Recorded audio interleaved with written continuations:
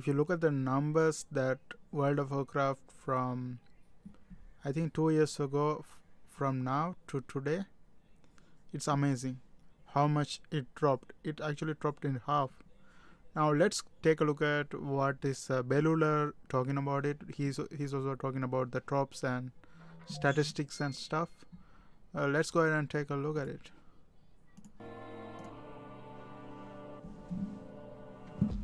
Now, there are other things to talk about.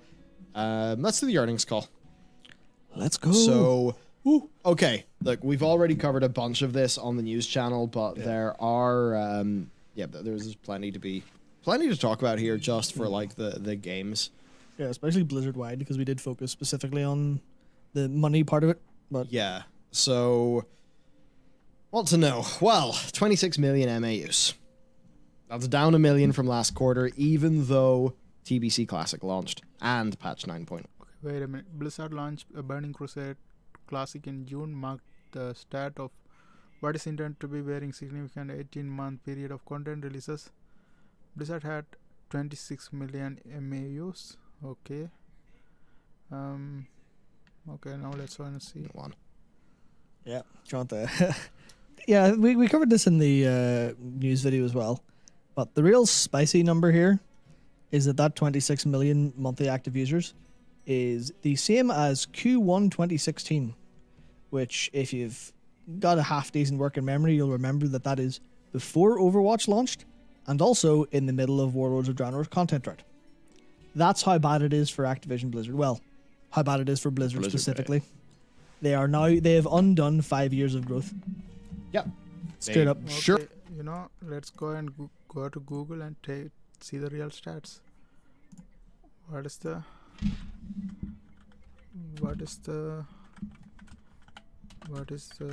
drop rate of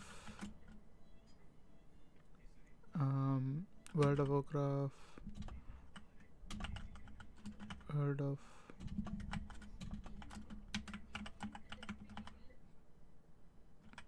players?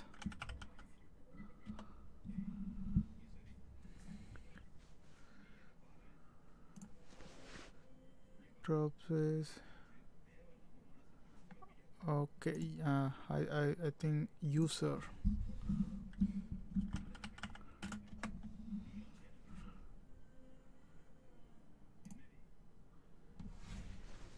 Holy shit. This is a downhill here. See, 2015 they had 5.5 millions, 2016 5.67, 2017 5.42, 2018 5.19, 2019 5.03, 2020 4.88, 2021 4.74, and they are predicting it's gonna go downhill 2023 and stuff. And that's crazy. And all of this happening, World of Warcraft, I mean Blizzard team still being blind for what they're doing. Now let's go ahead and see if this Sure have. Even though it's like they're back to there, but they're achieving that same number with more products. Yep. Which is not the best sign. Yep. So if we actually dive into the numbers then, and it's fun because I forget where you got it from, but there's the whole thing of Overwatch having 10 million MAUs at a point. Yeah. Which then means you subtract that from everything else, and oh dear, it starts to look worse. Yeah. That was October 2020, so it's probably maybe closer to maybe 7 or 8 million now, but yeah. So, number one, a bit of context here, everyone. This is all during COVID. Most game companies experienced growth in COVID because what the fuck else was anyone going to do? And you'd especially think that an MMORPG would do well during COVID. Right. You know what? I started playing World of Warcraft. Like, I was kind of playing World of Warcraft, and one day it released the new expansion. I just stopped it, and I never felt that I had to go back. Usually before I was playing World of Warcraft too, so whenever I stop playing, I always have the feeling I have to go back and play this game, because I was kind of interested in it, right? But this time, when the Shadowland released and I stopped playing the game, I didn't want to go to game. I didn't want to go back to the game at all. Now I'm playing because I kind of want to see if I'm if I'm misreading it, or I just is it really interesting? But actually, it's falling. It's not like the classic one. Well, I think pretty much if you go back to, this quarter last year, they're down 6 mil.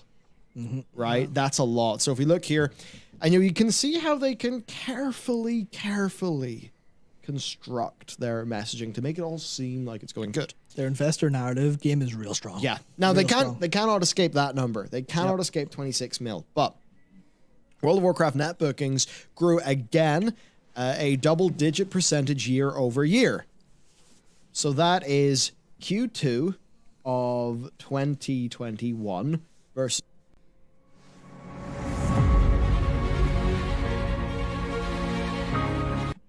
Q2 of 2020. Yep. Now, what was going on in Q2 of 2020? Because Visions of N'Zoth was Q1. Mm-hmm. Nothing. Nothing like. Basically nothing. Okay, so we're up a double-digit percentage year over year. Which classic phase was that? Was there a classic phase launch there? I think maybe, probably. But I mean, a phase launch isn't a massive thing, right? So, and double-digit that could be. Oh, we're up 100%, or no, 99%, or it could be 10%. Mm-hmm. Or it could be 9.5% rounded up, like.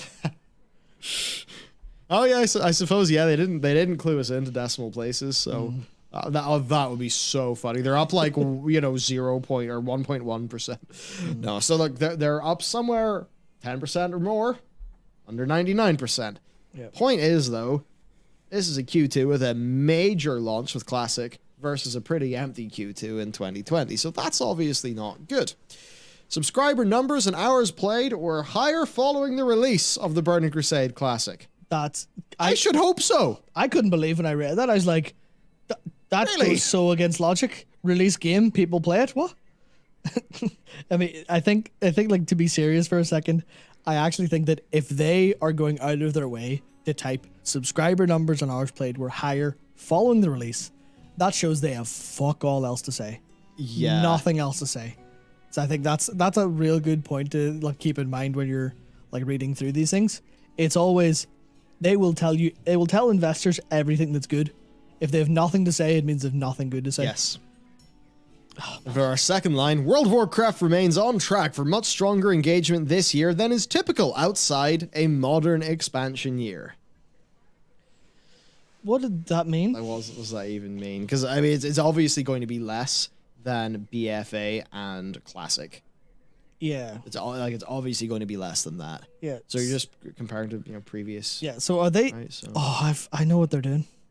They're saying typical outside of a modern expansion year because there's no modern expansion year that has high no time outside of a modern expansion that has high engagement. Right? Yeah. No, it's basically just right. Here's what it's basically saying. This is better than the patch 7.2 quarter. 7.2, I think, was Q1, but you get my point, right? Just no expansion coming out this year. Yeah. A year of patches. Yeah, of course. I would hope a major product release is better than typical. So then when we move in Hearthstone, they say that Forge and the Barons delivered expansion over expansion net bookings growth for a second consecutive release. From what I understand there, Hearthstone had severe health issues. I believe it did, yeah. As a game, and they are basically trying to claw that back. I must admit, I am not, close to the pulse of Hearthstone, so I couldn't really tell you. Me neither. They then said that with the latest expansion, United and Stormwind launching today, and Mercenaries, a new mode of popular role-playing, in the popular role-playing genre planned for the coming months, we expect the financial performance to strengthen in the second half of the year. Yeah, cool, fair enough. I mean, by all of your accounts at least, they do cool shit in Hearthstone. It seems like there's stuff I need to go look up. Yeah, that's the interesting thing. Hearthstone, if you just go back to Hearthstone every 6 months, there'll be some great content for you to enjoy for free. That's what I've noticed recently. It's fantastic. Even the earlier stuff where they have, you can rack up quite a bill if you buy all of the old adventures. But even the new stuff like the Book of Heroes, the Book of Mercenaries, that's all really good stuff. Like really good Warcraft-based storytelling that I'm having a lot of fun with. Even just dabbling a bit. And it's, you know, honestly, if like I look at their lineup and I'm like, I feel like Hearthstone's the best thing they're making right now.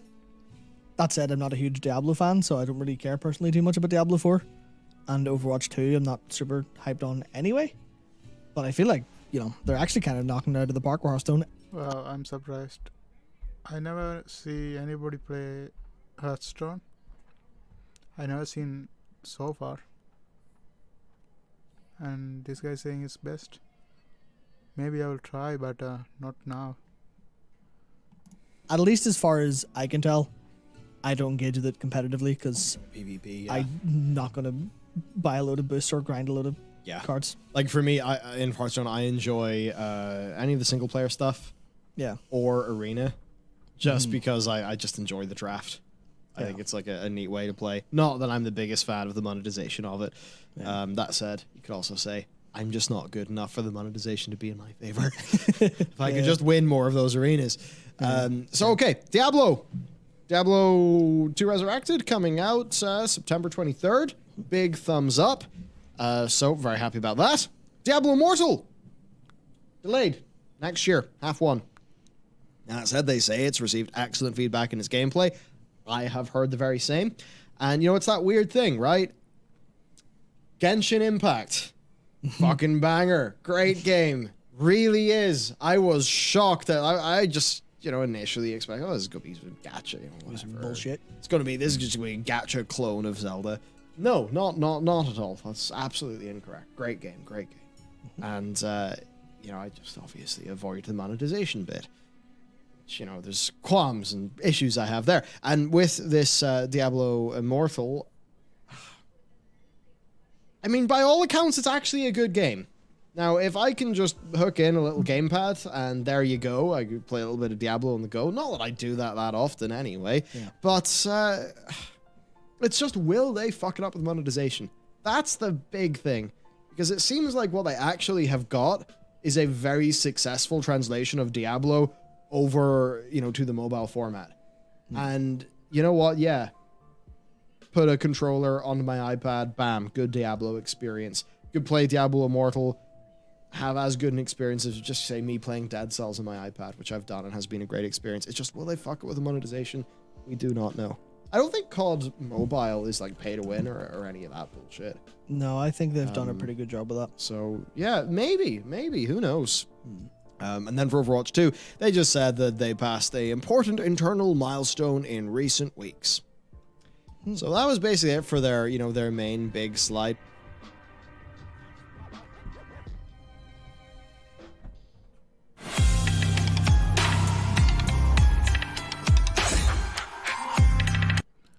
Okay guys, what do you guys think about this?